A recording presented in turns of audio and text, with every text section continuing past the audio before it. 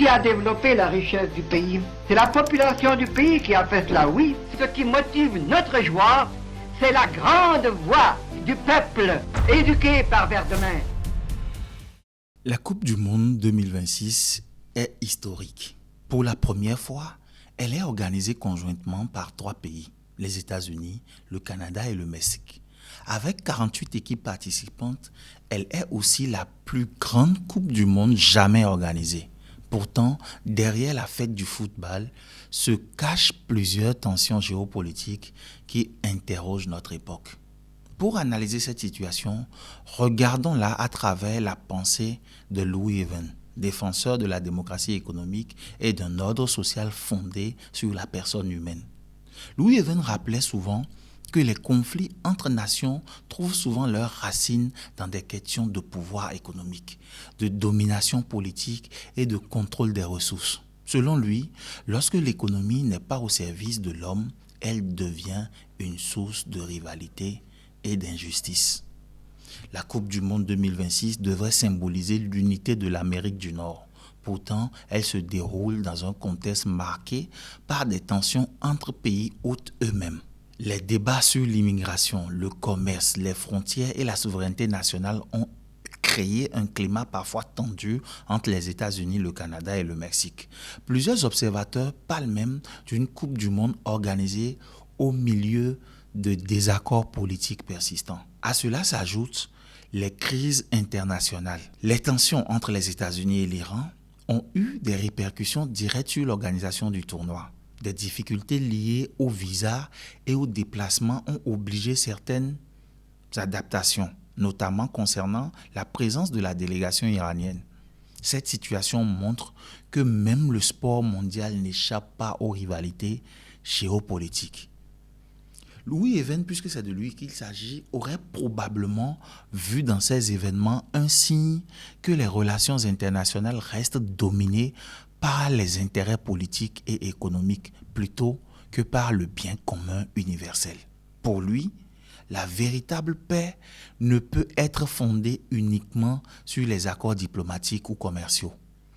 Elle exige avant tout une sécurité économique pour les peuples. Un monde où des millions de personnes vivent dans la pauvreté tandis que d'autres concentrent richesse et pouvoir, créent inévitablement des tensions qui finissent par affecter les relations entre les nations.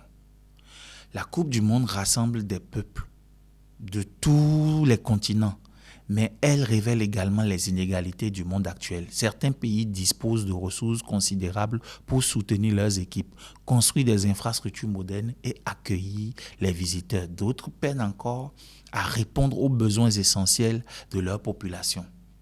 Selon Louis Even, cette situation découle moins d'un manque de richesse que d'une mauvaise distribution des fruits du progrès. La terre produit suffisamment, la technologie progresse sans cesse, mais le mécanisme financier empêche souvent les populations de bénéficier pleinement de cette abondance. Il aurait sans doute affirmé que la fraternité sportive ne peut pas être durable sans justice économique. Autre sujet sensible, les questions migratoires et sécuritaires. Les organisations de défense des droits humains ont exprimé leur inquiétude concernant certaines politiques d'immigration et leurs conséquences sur les supporters, des journalistes, les visiteurs venant de certains pays. Ces préoccupations ont alimenté le débat sur l'accessibilité universelle de cet événement mondial. Pour Louis Even, toute personne humaine possède une dignité qui dépasse les frontières politiques. Une démocratie économique authentique doit permettre à chaque être humain de participer à la vie sociale et culturelle sans être exclu pour des raisons financières ou administratives injustes. La Coupe du Monde nous montre également une autre réalité. Malgré les tensions, les peuples continuent de se rencontrer. Pendant quelques semaines, des millions de personnes partagent une même passion, des supporters de culture, de religion et de langues différentes célèbrent ensemble le football.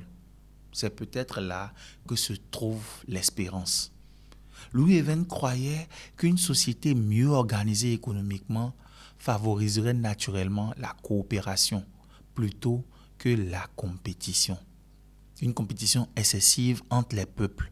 Ils rêvaient d'un monde où les richesses de la création profiteraient à tous, où l'argent serait un simple instrument de service et non un moyen de domination. Ainsi, à travers son regard, la Coupe du Monde de 2026 n'est pas seulement un tournoi de football, elle devient le reflet des contradictions de notre monde.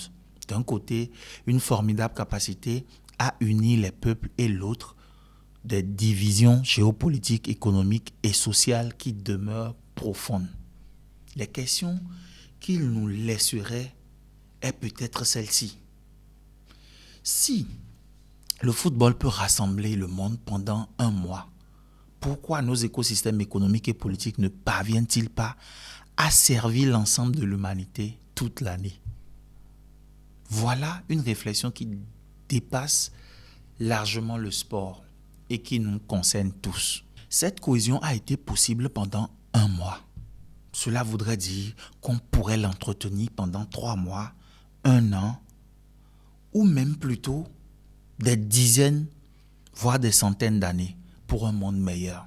La chose est bien possible si on y met du cœur et de la volonté. Merci de nous avoir suivis et rejoignez-nous sur nos différents canaux Inst, Facebook, YouTube, TikTok et autres. Merci d'avoir été avec nous et vos commentaires, vos avis, vos critiques, vos partages et vos likes nous seront très utiles pour les prochaines chroniques à venir. Merci et à très bientôt.